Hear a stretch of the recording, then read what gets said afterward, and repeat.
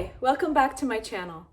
For those of you who are new, my name is Natasha, and this channel is a homeschool vlog as well as a family life vlog, and recently I've also started a Bible study series. Well, back in January, I had made a video all about my curriculum picks for 2021 and 2022. And at that time, I knew which curriculum I wanted to choose, but I hadn't ordered it yet. But I did say that once I had received all the curriculum, I would do a flip through. And so I'm excited to say that all of my curriculum is now in. I haven't even looked at them yet. And so together with you, I'm going to flip through the curriculum and see what it's all about. Today's video is going to be what I've chosen for language arts for grade 2. So if you'd like to take a look at grade 2 language arts curriculum, follow along. So we chose Spelling Workout A for grade 1, and it really worked out well for us. And so we've moved on to Spelling Workout B. We absolutely loved First Language Lessons Level 1, and so we've moved on to First Language Lessons Level 2. Now we didn't do a whole lot of writing in Level 1, and First Language Lessons does do some copy work. But we decided we're going to add a bit more writing than what we did before.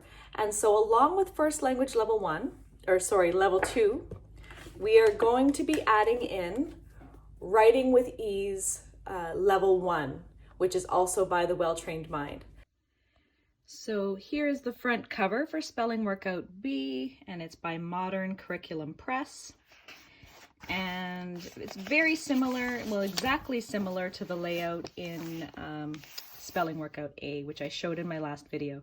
So there are 36 lessons, and again, every 5 lessons, they then have a review of those previous lessons. And so they're teaching the spelling words in sort of a spiral method of going back and reviewing previous lessons. Now, I wanted to point this out, which I didn't point out in the last book. I really liked this page of how they teach how to spell a word. So first they tell you to say the word and look at the letters and say the letters. Then they want you to write the word with your finger. Then they want you to close your eyes and think of the word. So you're using your mind to picture the word. Then you're covering the word and writing it out. Then you're checking your spelling. So each lesson starts with a little lesson.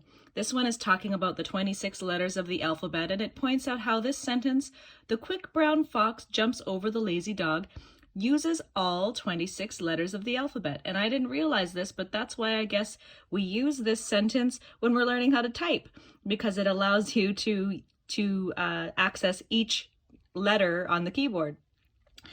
So each one starts with a lesson, and then it goes through and divides it into different sections of puzzles and filling in the blanks, and gives you an opportunity to practice each spelling word. So this runs the same way as the previous Spelling Workout A, again with a little kind of a story that works in some spelling words, and then gives you some puzzles and filling in the blanks to help you learn and memorize these words. And so in the previous Spelling Workout A, it talked about vowel sounds, the long sound and the short sound. In this book, it's going to continue on with some of the rules and lessons about sounds. It reviews the vowel sounds, the short and long sounds, and then it starts to talk about the blends. An LR blend, you see there. Then the SH and TH. So it does go through some of the rules per se for spelling and the different sounds that you should pay close attention to. Actually, what I wanted to point out is starting at lesson 17, they actually begin to teach cursive writing. So they want you to recognize the spelling words in both print and cursive. And I will also be teaching cursive this year. I don't have a curriculum. What I plan to actually do is I found several resources on Teachers Paid Teachers for cursive. But this allows them to start to recognize it in cursive and learn the spelling words in that way. And so all of the spelling lists from here forward all have the cursive and print. Here again is an example of a review of lessons 19 to 23. They remind you of the, the spelling sounds that you had learned in the past lessons, that the C and CK. And so these are the words that you'll review. And what we do is we do a spelling test of all these words. And then again, they have a dictionary. They teach you how to use a dictionary. And so you're looking at the word, the sound spelling of the word, and then the definition. And all of these words are the words that they have learned throughout this year. So they get to look up the definitions of the words that they've learned. And at the end in the back cover, again, they review the alphabet and numbers in print and then in cursive. And this can be used as a resource for your student, if they need to do a quick reference to open up the book and take a look if they forget exactly how they should look. But that is Spelling Workout B. And so here is First Language Lessons Level 2 by the Well-Trained Mind, written by Jessie Weiss. And again, as in Level 1, Level 2 also has 100 lessons, and all the lessons are laid out for you here. Now they begin by reviewing what a noun is again, and a pronoun. They do kind of a quick review in the first few lessons. And then they start moving on to some new topics already. So in Level 1, we learned about a verb, but we only learned that a verb was an action word. They teach you the full definition of a verb in Level 1, but they only focus on action verbs. And so in Level 2, they start to learn about verbs as a state of being, verbs as linking verbs, and they go further into learning about narration. And it goes in a bit deeper than in Level 1, where Level 1 was really more about narrating the story by answering the questions by the instructor. And then in Level 1, they learned about periods, exclamation points, and question marks. They learned about how to end a sentence. But in Level 2, they're going to now be moving on to other punctuation, commas, and sentence structure, how to use a comma, where they should be used. They're going to be teaching about contractions, and they're going to introduce adjectives. And then they're going to be introducing parts of speech, such as introducing conjunctions, introducing quotation marks, introducing indirect quotations. Here we have adverbs. And there's all sorts of types of writing exercises in this as well. Previously, I kind of skipped over it. There's writing a letter and then addressing an envelope. And here is writing a postcard. Now at this point, we would be halfway through the year. You can see they also spiral back, and they're reviewing adverbs and adjectives. And then they're going to be introducing halfway through the year. Here is introducing articles, prepositions.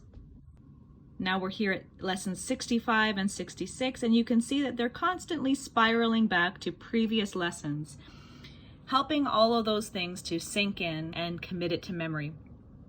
The lessons are all mixed in, so it doesn't become monotonous. One lesson might be on grammar, then one will be on narration, and then one will be on poetry. So again, as I mentioned in Level 1, that there was poetry memorization. So again, there will be a list of poems that will be expected to be memorized.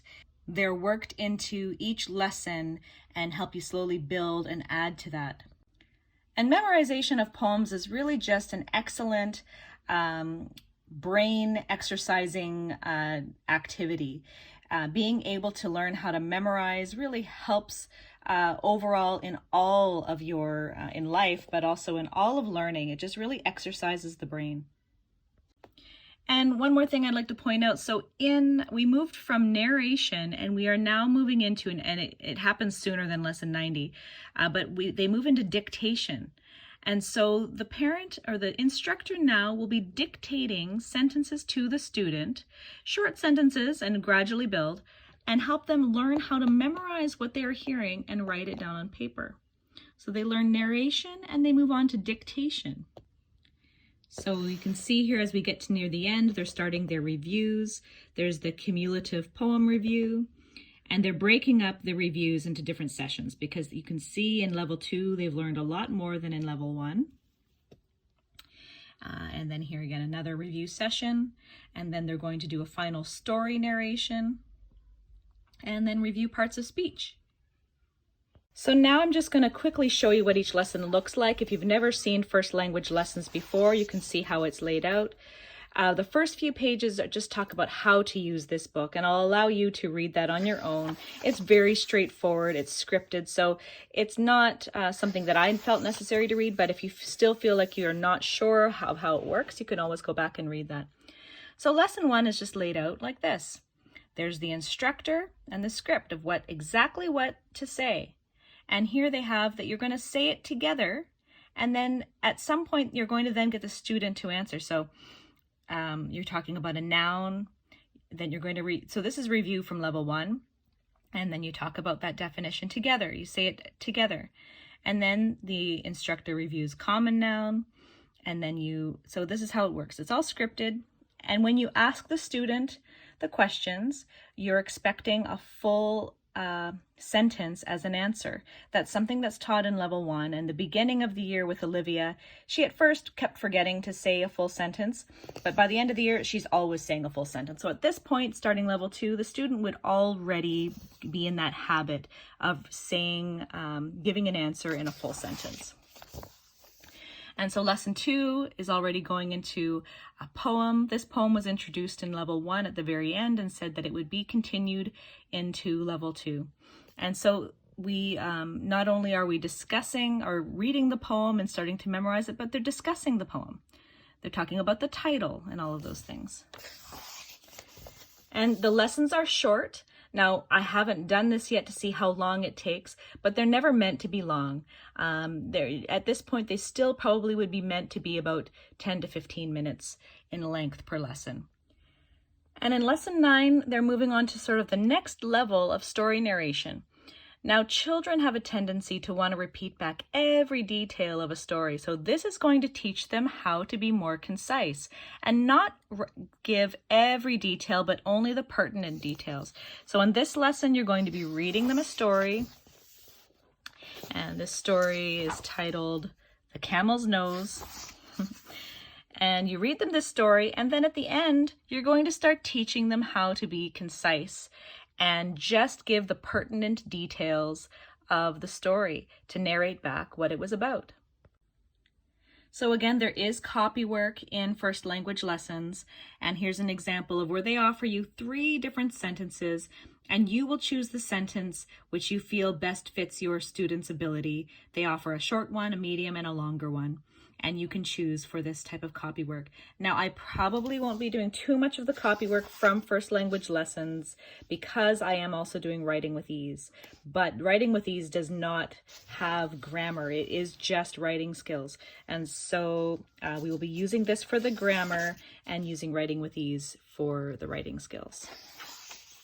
But learning to narrate and dictate is part of that, and that is taught in first language lessons, so they really go well together.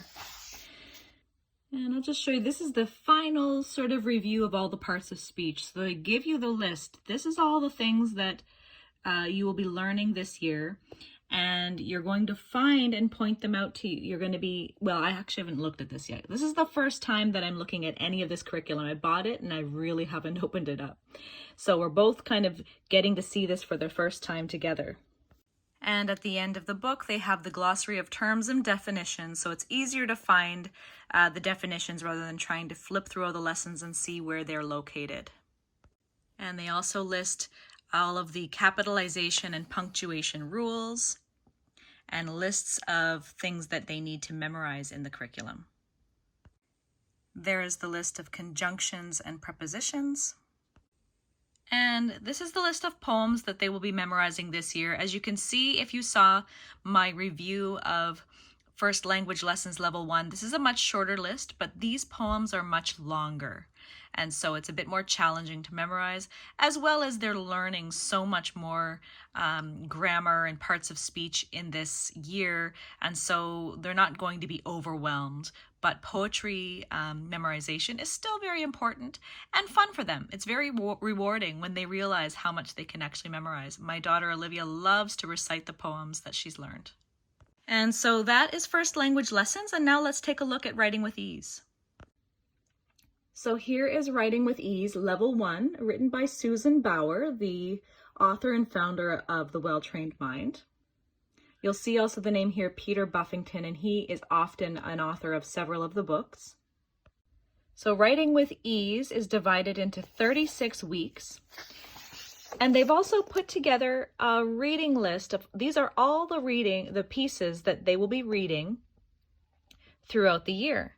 So they show you each one. In week 1, they'll be reading an excerpt from Little House in the Big Woods, 2, The Adventures of Pinocchio. These are all classics, and that is what the Well-Trained Mind focuses on. They believe that the classic stories and books are the ones that are a better foundation for your children to learn from. And now each week is divided into 4 days. So you'll have your lesson here, day 1. And they tell you that you're going to be doing the first copywork exercise. And they start off very simple. So again, you're going to choose the sentence that is appropriate for the child's handwriting ability. This will go along with Little House in the Big Woods by Laura Ingalls Wilder. And then we have day 2, which is the first narration exercise. And then day 3, again, which will be copywork. And then day 4, which is again a narration exercise. So they're going to start off again with narration as First Language Lessons did, and then they'll be moving on to dictation as it progresses. And it is scripted again when it comes to narration, just like First Language Lessons. And so I just want to point out, so here is where each lesson is related to the classic story. And in this one, as I said, it's Little House in the Big Woods. But we're not reading, I mean, we will most likely add this to our reading list, all of these stories, but we're not reading the entire story. Because this is a writing curriculum, we're focusing on excerpts. So they're giving us an excerpt, and the student is going to learn how to narrate these pieces from the novels. And so that's how, again, here in day 4, there's another excerpt and piece from the novel which they will be narrating about. It's not going to be on an entire chapter or anything like that. Now, I do that with Olivia when we do read books. We will read chapter by chapter, and I'll get her to narrate back on those chapters. But this is a writing course, learning how to write and learning how to properly formulate thought into the written word. So all the lessons are laid out in this way, but I just want to skip ahead. Here's week 25. This week is on Pollyanna. And so there will be the copywork where you have a choice of a couple of sentences. You talk about where these sentences came from, that they were from the story of Pollyanna. Here are the excerpts from the novels where they're going to do a narration exercise. And here is the scripted, so this is a bit of a longer passage. We're moving into a bit more of a passage compared to what they had in the beginning. And then it's a scripted section where you're going to help the student narrate what they've read about. So the final week of Writing with Ease 1 is evaluation week. And so you're going to be evaluating your students' narrations. And so this one is a copywork evaluation where you're just going to be evaluating the student's ability to look at something and copy it exactly, including capitalization and punctuation and author. And then a narrating evaluation where you are going to read the excerpt from the story, and then you're going to ask the student the questions without guidance and see how much of it they are able to narrate back to you and how accurately. And there are a couple of different narration evaluations in the final evaluation. So as you can see, this is a very thick book. This was all 36 weeks. The back section is where all the writing goes. This is the workbook. And so you're given a section. When you choose which sentence you want to write, you have a spot for each. Now, if your student is very eager and loves to write, why not go ahead and get them to do both? And then here's the section for the narration. And so they are narrating it back to you verbally, but you are going to get them to learn how to write things in their own words. And so in this section, you're reading them the excerpt from Little House in the Big Woods, and then you're asking them, what is one thing you remember about this passage? And they will write it in here. Now, when it comes to writing, this is not a spelling test. So we're not correcting their spelling. We're allowing them to write things using their minds freely, thinking about how they want to formulate their sentences. And so spelling is not so much necessary as is their structure and their thought, the proper grammar, and the proper punctuation and all of those things. And then they have the section at the end for your final evaluation in weeks 36. So this is the copywork evaluation. Oops. The narration evaluation. So this is from The Wizard of Oz. And another copywork evaluation.